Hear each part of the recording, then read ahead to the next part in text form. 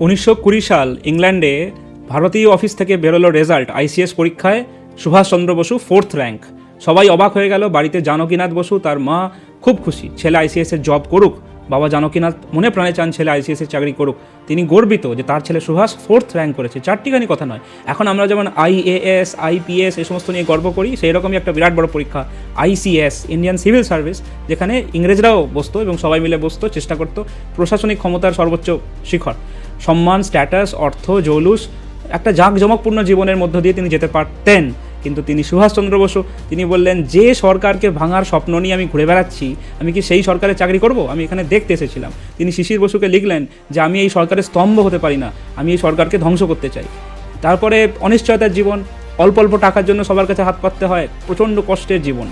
কারণ আপনি ভাবতে পারছেন, একটা মানুষ যে তার চাকরির পথটা ছেড়ে দিল, বরাবরের মেধাবী, এবার তাকে দেশের কাজ যখন সে করবে তার খরচা করতে করবে, মানে সংগ্রামের জীবনে তিনি চলে এলেন সম্পূর্ণভাবে।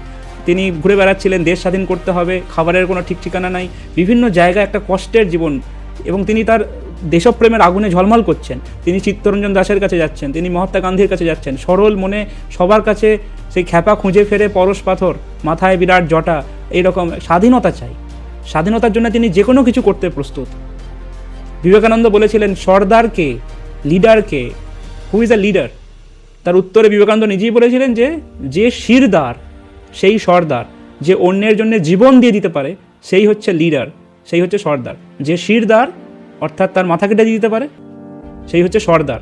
বিবেকানন্দের ডেফিনেশন অফ লিডারশিপ। তার মানে তার মধ্যে আমি বলে কিছু নাই। ইন্ডিয়া, ভারত, কিভাবে ভারত স্বাধীনতা পাবে? সুভাষচন্দ্রের সেই তীব্র আকুলতা আমরা দেখতে পাই পরবর্তীকালে আজাদ হিন্দ ফৌজ, আমরা দেখতে পাই তার অ্যাগ্রেশন।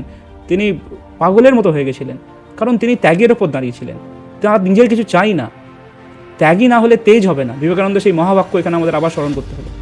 সেই দিনই ভারতের ভবিষ্যতের বীজ তৈরি হয়ে গেছিল স্বাধীনতার।